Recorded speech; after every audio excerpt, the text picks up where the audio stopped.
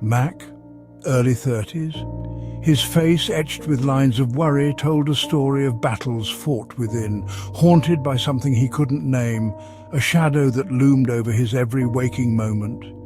He lived alone, a fortress of solitude in the form of a dilapidated mansion. The walls, once grand, now crumbled under the weight of time, much like his spirit. The silence was a comfort, a shield against a world that had already taken too much. In the quiet he found a semblance of peace, a momentary escape from the chaos within. Each room echoed with memories he couldn't outrun, ghosts of a past that lingered in every corner. The antique furniture, covered in dust, stood as silent witnesses to his solitude. Whispers of a past he wished to forget, yet couldn't escape. The faint light in the room cast long shadows, mirroring the darkness in his heart. His reflection in the cracked antique mirror was a stranger. The cracks distorted his image, much like the fractures in his soul. Eyes, once bright, now held a dull ache. They spoke of dreams unfulfilled, of a spirit worn down by the relentless march of time. A life only half-lived stared back. The man in the mirror was a mere shadow of who he once was, lost in the labyrinth of his own mind. The mansion was a mirror too, reflecting his own fragmented soul. Each decaying room, each broken window, was a testament to the life he had let slip through his fingers. The emptiness of the mansion echoed the void within him, a constant reminder of the man he had become. Dust motes danced in the pale moonlight that sliced through grimy windows. The air was thick with the scent of decay, a testament to the years of neglect that had befallen the once grand estate. Each particle seemed to carry a whisper of the past, a fragment of stories long forgotten. The mansion breathed with the ghosts of forgotten grandeur. Its walls, once vibrant with life and laughter, now stood silent and cold. The echoes of footsteps and distant voices seemed to linger in the air, as if the house itself was reluctant to let go of its memories. Tall, ornate mirrors lined the hallways, their surfaces clouded with age. Mac avoided their gaze, feeling as though the mirrors held secrets of their own. Each mirror seemed to watch him, reflecting not just his image, but the weight of the years that had passed. He caught a flicker in the reflection of a tarnished silver platter. The brief glimmer of light seemed almost out of place in the dim, oppressive atmosphere of the mansion. It was as if the platter was trying to reveal something hidden, something that had been waiting to be discovered. A movement, too quick to be real. It was a fleeting shadow, a mere suggestion of motion that sent a shiver down Mac's spine. He turned quickly, but there was nothing there. The silence of the mansion seemed to grow heavier, pressing down on him. It was there and gone again, like a nightmare slipping back into the recesses of his mind. The shadow seemed to taunt him, daring him to uncover its source.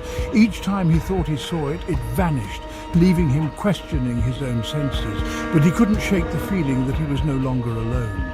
The air around him felt charged, as if he was being watched by unseen eyes. Every creak of the floorboards, every rustle of the wind seemed to carry a hidden meaning.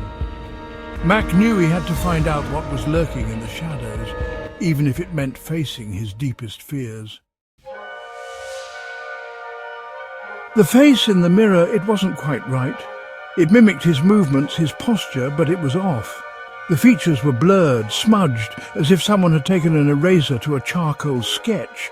And it was getting worse. He found himself staring at old photographs. His face in those images were fading too, losing definition, becoming as blank and undefined as the reflection that haunted him. Fear, cold and sharp, pierced the numbness he had built around himself. His voice, when he finally spoke, sounded alien to his own ears. A raspy, hollow whisper. He tried recording himself, but the playback was distorted, the words lost in static. He dug out old letters, correspondence from a life he barely remembered. As he read the words, he felt a chill crawl down his spine. The people who wrote them, they didn't mention his appearance. It was as if they had forgotten what he looked like.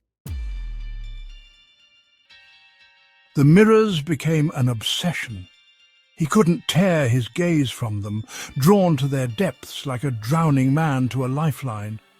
He tried cleaning them, polishing the tarnished surfaces, but the faceless reflection remained.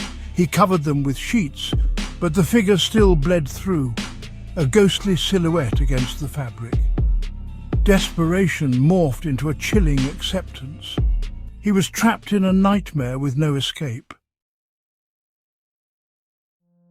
Section 6. Through the Looking Glass.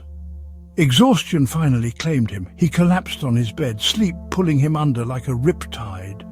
But even in dreams there was no escape. He found himself standing in a hallway of mirrors, their surfaces rippling like water. He saw himself reflected 1,000 times, each reflection a little more faded, a little more vacant than the last. And at the end of the hall, shrouded in shadow, stood the faceless figure. It beckoned him forward. Section 7. The Faceless Embrace. Terror gave way to a strange sense of curiosity. He took a step, then another, drawn to the figure like a moth to a flame. As he drew closer, he realized it wasn't faceless after all. It was his face, or rather, what was left of it. He reached out, his fingers brushing against the cold glass. There was a crack, a spiderweb of fractured lines spreading across the surface, and then the world dissolved. Section 8. A Shattered Reflection. He woke with a gasp, the remnants of the nightmare clinging to him like cobwebs. The first rays of dawn were filtering through the grimy windows. He stumbled to the nearest mirror. His reflection stared back at him, a stranger with haunted eyes. But this time, something was different. The face in the mirror, it was whole, his face, and yet something was still wrong. Section 9. The Unseen Self. In the dimly lit room, shadows danced on the walls, creating an atmosphere of unease. The mirror stood tall, an ominous presence that seemed to hold secrets within its reflective surface. The fear that once gripped him had dissipated, replaced by a hollow emptiness that gnawed at his soul. He stared into the mirror, his eyes devoid of life, searching for a semblance of the person he once knew. He no longer felt like himself. The man in the mirror was a stranger, a ghostly figure that mirrored his every move but lacked the essence of his being.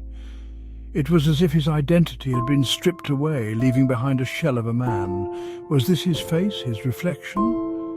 The features were familiar, yet they seemed distorted, twisted by an unseen force. He questioned his own reality, wondering if he was trapped in a nightmare from which he could not wake. Or had something been taken, something irreplaceable? The thought haunted him, a constant reminder of the void that now occupied his heart. He felt a profound sense of loss, as if a part of his soul had been stolen away. He reached out a hand, pressing it against the cold glass. The surface was smooth and unyielding, a barrier that separated him from the truth he sought. His reflection mimicked the movement, but there was no warmth, no sensation of touch. His reflection mimicked the movement, but there was no warmth, no sensation of touch.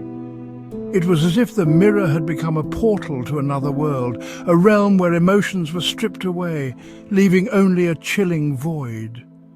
Only a chilling void where his heart should be. The emptiness was suffocating, a black hole that threatened to consume him entirely. He felt as though he was teetering on the edge of an abyss, one misstep away from falling into darkness. In the depths of the mirror, a shadow moved. It was a fleeting glimpse, a whisper of something lurking just beyond his reach. The shadow seemed to beckon him, drawing him closer to the edge of his sanity. A flicker of movement, a silent promise. He was not alone. He never would be. The presence in the mirror was a constant reminder of his isolation, a haunting spectre that refused to let him go. He was lost in the reflection, a prisoner of his own making, forever unseen, forever unknown. The mirror had become his cage, a place where he was condemned to wander, searching for a way out that would never come. The unseen self, a ghostly echo of the man he once was, trapped in a perpetual state of despair.